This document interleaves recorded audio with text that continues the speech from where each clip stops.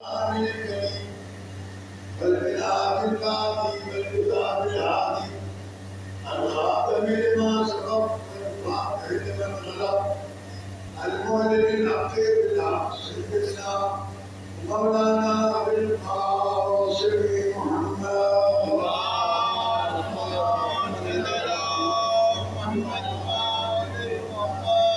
والصلاة والسلام على فطرته التي بين الأمين المعصومين الذين أبى الله عنهم الحساب وطهرهم تطهيرا.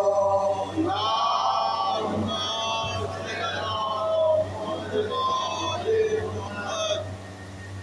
واللعنة الدائمة الباقية على أعداء الله وأعدائه أجمعين من يوم عداوته من القيام يوم الدين.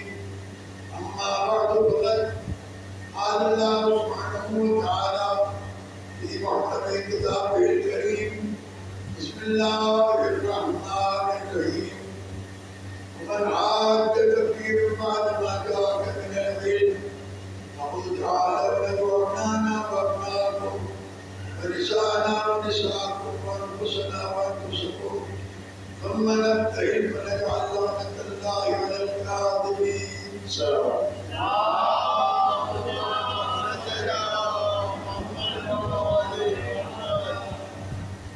جناب گرامی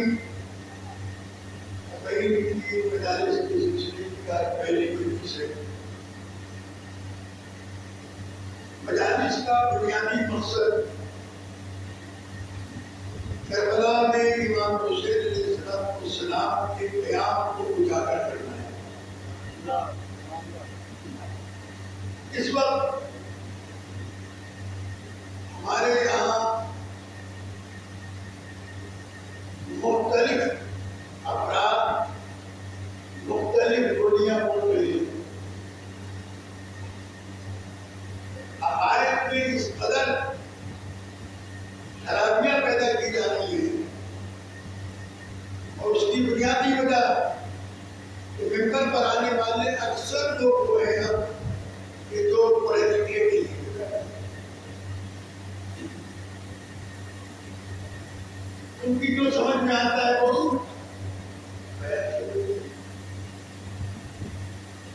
فضائل اہل بیت علیہ السلام اب تقریباً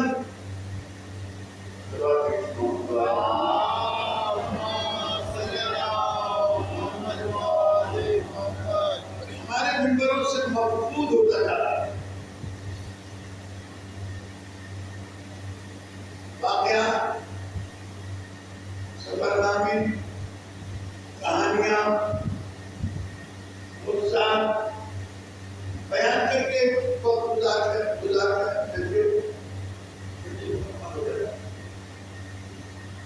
لوگ کعبہ کی تشریف لے آئے ہیں اور میرے سامنے وہ افراد بھی بیٹھے جو مجھ سے ساتھ دو ساتھ پڑھے بھی ہیں. امام بھائی بیٹھے ہیں دیگر ہوئے اور ہمارے مختلف بھائیوں کے امام باغلہ میں برسوں تک مولانا مرزا عبدالباز صاحب اللہ اور پھر شہر کے مولانا محمد قاسم وغیرہ وغیرہ میں سب کے نام نہیں لے رہا. بتانا صرف مقصد یہ ہے کہ اس دور میں جس دور کے لیے میں نے نام لیے ہیں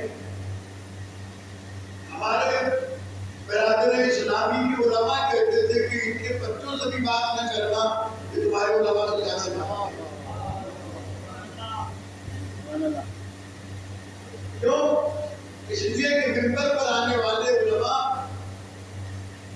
عقائد بیان کرتے تھے, قرآن پڑھتے تھے, حدیث بیان کرتے تھے, سمجھاتے تھے اہل بیت علیہ السلام کی خدمت کو. اب ہماری بڑی مصیبت ہو گئی ہے کہ عام طور پر ہمارے یہاں اس قسم کی باتیں کی جا رہی ہیں کہ میں پریشان ہوتا ہوں کہ کہاں سے شروع کیا جائے, کہاں پر روکا جائے. بنیادی مقصد امام حسین علیہ السلام کا کربلا جانے کا کیا ہے؟ ایک وہ لوگ ہیں جو یہ کہتے ہیں کہ مولا کربلا گئے تھے تاکہ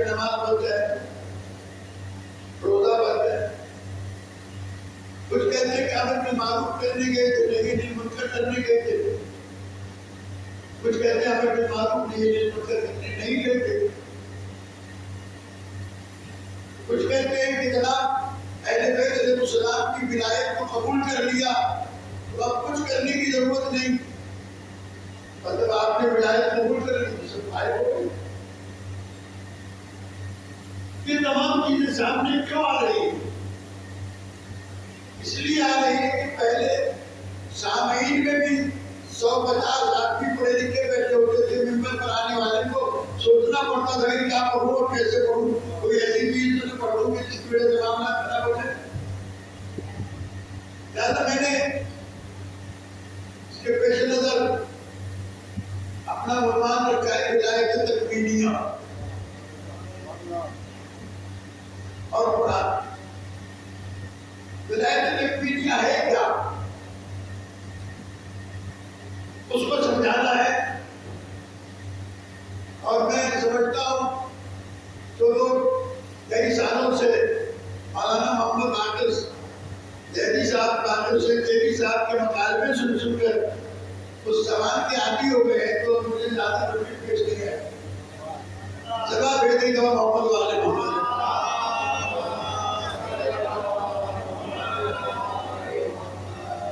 یہ جو آئے کریمہ میں نے تلاوت کی آئے مباہدہ کہلاتی ہے. پروردگار عالم نے اپنے حبیب سے کہا ومن حاجک فیہ من بعد ما جاءک من العلم. اے میرے حبیب علم آ جانے کے بعد جو بھی تجھ سے بحثی کرتا ہے فقل تعالوا ندعو ابناءنا وابناءکم کہہ دو کہ تم لاؤ اپنے بیٹوں کو ہم لائیں اپنے بیٹوں کو ونساءنا ونساءکم تم لاؤ اپنی عورتوں کو ہم لائیں اپنی عورتوں کو وانفسنا وانفسکم ہم اپنے نفسوں کو لائیں تم اپنے نفسوں کو لائیں. ثم پھر ہم مل کے نبتہل مباہدہ کریں گے فنجعل لعنۃ اللہ علی الکاذبین. ہم مل کر جھوٹوں پر اللہ کی لعنت کرا دیں گے. یہ آیت آپ نے بارہا سنی ہوگی. ظاہر ہے کہ شیعہ مکتب میں مباہدے کا ایک اکثر بیشتر ہوتا ہے لیکن کس زاویے سے میں سنانا چاہتا ہوں کہ یہ اس وقت کہا گیا کہ جب نصارہ نجران نے تثلیث کا عقیدہ پیش کیا کہ اللہ عیسیٰ علیہ السلام اور جناب مریم سلام اللہ علیہ یہ تینوں ملا کر اللہ بنتے ہیں اور اس کے مقابلے میں پیغمبر اکرم صلی اللہ علیہ وآلہ وسلم نے قرآن مجید کی آیات کو پیش کیا. وہ آیتیں مشہور و معروف ہے کہ ان مثل عیسیٰ عند اللہ کمثل آدم خلقہ من تراب. اللہ کے نزدیک عیسیٰ کی مثال آدم جیسی ہے جس کو اللہ نے مٹی سے پیدا کیا. تو جب وہ بغیر ماں باپ کے پیدا کر سکتا ہے تو بغیر باپ کے بھی پیدا کر سکتا ہے. انہوں نے نہیں مانا تو پیغمبر نے دوسری آیت پڑھی کہ اللہ تبارک و تعالیٰ نے مجھے سب سے پہلے خلق کیا. انا اول العابدین ان کان للرحمن ولد فانا اول العابدین. اگر اللہ کے کوئی بیٹا ہوگا تو اس کی عبادت کرنے والا سب سے پہلا میں ہوں. جب مجھے معلوم نہیں ہے بیٹے کا تو تمہیں کس نے بتایا کہ بیٹا ہے. اور اگر بیٹا ہونے کا حق ہوتا تو سب سے پہلے مجھے حق ہوتا کہ میرے علاوہ کوئی کائنات میں تھا ہی نہیں.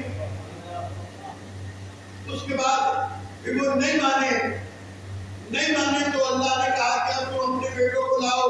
ہم اپنے بیٹوں کو لائیں تم اپنی عورتوں کو لاؤ. اپنی عورتوں کو لائیں تم اپنے نفسوں کو لاؤ. اپنے نفسوں کو لائیں. اور پیغمبر گئے. مجھے مباہدہ نہیں پڑھنا ہے. میں تو صرف تھوڑا سا بیک گراؤنڈ بتا کر آپ کو آگے پڑھانا چاہتا ہوں کہ پیغمبر نے گھر جا کر چادر اوڑھی. شہزادی نے چادر منگوائی. اس میں شہزادی بھی آ گئی. امام حسن مصطفیٰ بھی آ گئے. امام حسین بھی آ گئے. امیر المومنین بھی آ گئے. جب یہ جمع ہو گئے اس کے اندر تو آئے تقریر نازل ہو گئی. اب یہ اگلے دن پیغمبر ان سب کو لے کے ساتھ میں چلے. امام حسین علیہ السلام کو گود میں لیا, امام حسن مصطفیٰ کی انگلی پکڑی, حضرت کو اپنے پیچھے رکھا, امیر مومنین کو ان سے بھی پیچھے رکھا. اب جب یہ میدان مباہلہ کے اندر آئے تو سامنے سے نصارہ آئے نجران, اور انہوں نے اہل بیت علیہ السلام کو آگے دیکھا. اب اس وقت عجیب کیفیت یہ تھی کہ ان کے پاس توریت کھلی ہوئی تھی, انجیل کھلی ہوئی تھی. وہ انجیل کو دیکھتے جاتے تھے اور آنے والوں کی چال دیکھتے جاتے تھے, آنے والوں کا ماحول دیکھتے جاتے تھے. محمد رسول اللہ والذین معه اشداء علی الکفار رحماء بینہم تراہم رکعا وسجدا. یہ آنے والوں کو دیکھ رہے تھے کہ وہ چہرے تھے ذالک مثلہم فی التوراۃ, یہ وہ چہرے تھے جن کی مثل اللہ نے تورات میں بیان کر دی تھی. جو ہے مثل بیان کی تھی, مثل نہیں. مثل ہوتی ہے ہم جنس ہونا, مثل ہوتی ہے ہم صفت ہونا.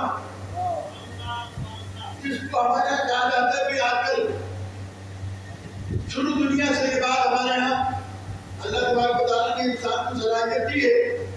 بہت سارے لوگ ہوتے ہیں کہ آدمی کو سامنے بٹھا کر لکیریں کھینچ کر اس کی تصویر بنا دیتے ہیں. یہ کہلاتا ہے خاکہ, اس کو عربی میں کہتے ہیں مثل. وہ توریت بھی انجیل میں مثل دیکھ رہے تھے آنے والوں کی کہ ان کے چہرے کیسے ہوں گے, ان کی چال کیسی ہوگی, ان کے قد کیسے ہوں گے, ان کی اولاد کیسے ہوں گے. تو جب انہوں نے مثل دیکھ لی تورات میں, انجیل میں جب مثل دیکھ لی, تو اب انہوں نے اپنی قوم سے کہا کہ ہم انہیں آتا ہوا دیکھ رہے ہیں کہ اگر انہوں نے ہاتھ اٹھا دیے تو پہاڑ اپنی جگہ چھوڑ جائیں گے, تمہاری نسلیں تباہ ہو جائیں گی, تمہاری نسلیں تباہ ہو جائیں گی. عزیزان گرامی, عجیب بات یہ ہے کہ نصارہ کو آل محمد کی عظمت اور فضیلت توریت و انجیل سے مل گئی, لیکن 1400 سال گزر گئے, مسلمان کو ابھی تک قرآن سے آل محمد کی فضیلت نہیں ملی. یہ اللہ تبارک و تعالیٰ کا انعام تھا. تو یہ جو انہوں نے کہا کہ اپنی جگہ چھوڑ جائیں گے, تو پیغمبر 2 دن تک ان کے سامنے قرآن مجید پڑھتے رہے, لیکن انہوں نے مسلسل بحثی شروع کر دی. اور جب قرآن کے ساتھ اہل بیت آ گئے تو انہوں نے اپنی شکست تسلیم کر لی, یہ بتانے کے لیے کہ اکیلا قرآن کافی نہیں ہے, رسول کو بھی تو امت کو کافی کیسے ہو جائے گا. زمانے پیغمبر میں خود رسول کو ضرورت پڑ گئی اہل بیت کی کہ میدان میں لانے کی. اور یہ جو کہا نا کہ ہاتھ اٹھائیں گے تو پہاڑ اپنی جگہ چھوڑ جائیں گے, یہ ہے ولایت تکوینیہ. اس کو کہتے ہیں ولایت تکوینیہ. اور ولایت تکوینی کا مطلب یہ کہ اللہ تبارک و تعالیٰ کی طرف سے ایک عہدہ ہے. یہ ولایت تکوینیہ حقیقی تو اللہ کی ہے, اور اس کے بعد اس نے جن بندوں کو عطا کی ہے ان کی ہے. اب یہ جو زندگی میں اعمال انجام دیتے ہیں اہل بیت علیہ السلام, یہ اس ولایت کی وجہ سے انجام دیتے ہیں جو اللہ تبارک و تعالیٰ نے ان کو عطا کی ہے. اس میں بہت سارے لوگوں کو یہ کیسے ہو سکتا ہے, وہ کیسے ہو سکتا ہے, تو یہ اور وہ کا سوال تو وہاں ہوتا ہے جہاں آپ پہلے منصب کو تو پہچانے کہ اللہ نے اپنے نبی کو بھیجا تو منصب دے کے بھیجا ہے. اور وہ منصب کیا ہے وہ میں آپ کی خدمت میں عرض کرتا ہوں. پہلے قرآن مجید کی ایک آیت سن لیجیے تاکہ میں آپ کو واضح کر سکوں کہ قرآن مجید نے کہا, اللہ تبارک و تعالیٰ نے پکار کے کہا کہ اگر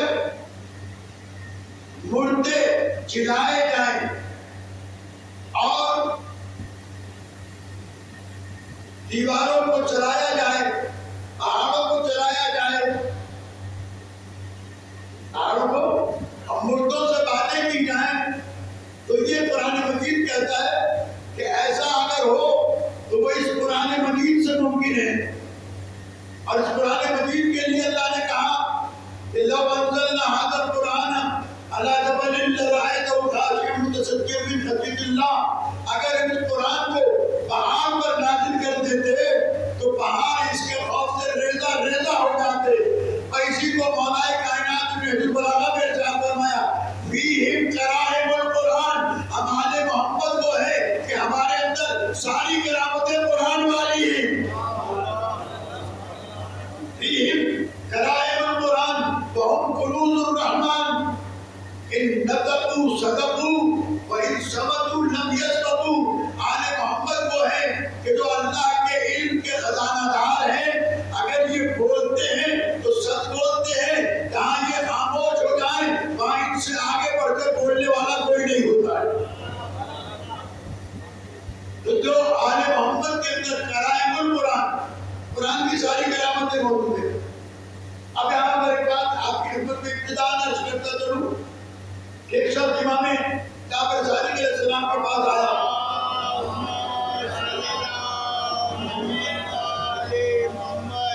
کہنے لگا مولا میں نے آپ کی عزت کی ایک حدیث پڑھی ہے، اس حدیث میں پیغمبر نے ارشاد فرمایا کہ اگر سورہ مبارک حمد کو 70 مرتبہ مردے پر پڑھ دیا جائے تو مردہ اٹھ کے بیٹھ جائے گا۔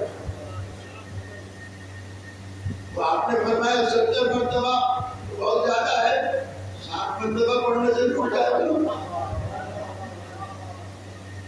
مولا 60 مرتبہ سے اٹھ جائے گا، ایک مرتبہ پڑھنے سے بھی اٹھ جائے گا۔ تعجب کرنے لگا کہ آپ نے صبح سے پڑھ پڑھ کے تھک گیا، وہ ہلا بھی نہیں۔ امام نے کہا چلو مجھے لے چلو۔ امام گئے اور اس کے اوپر کھڑے ہو کے سورہ حمد پڑھی، اٹھ کے بیٹھ گیا۔ کہا مولا میں تو صبح سے پڑھا تھا، یہ اٹھا نہیں، آپ نے ایک ہی مرتبہ پڑھا، اٹھ کے دل بیٹھ گیا۔ امام نے فرمایا قرآن تمہارے لیے معجزہ نہیں ہے، ہمارے لیے معجزہ ہے۔ قرآن تمہارے لیے معجزہ نہیں ہے، ہمارے لیے معجزہ ہے۔ اسی طرح سے سینکڑوں واقعات ہیں، معجزات ہیں موجود۔ مجھے صرف حوالے کے طور پر یہ 2000 باتیں عرض کرنا تھی کہ قرآن مجید وہ ہے کہ جس سے پہاڑ چلائے جا سکتے ہیں۔ اس سے توجہ ہے آپ کی؟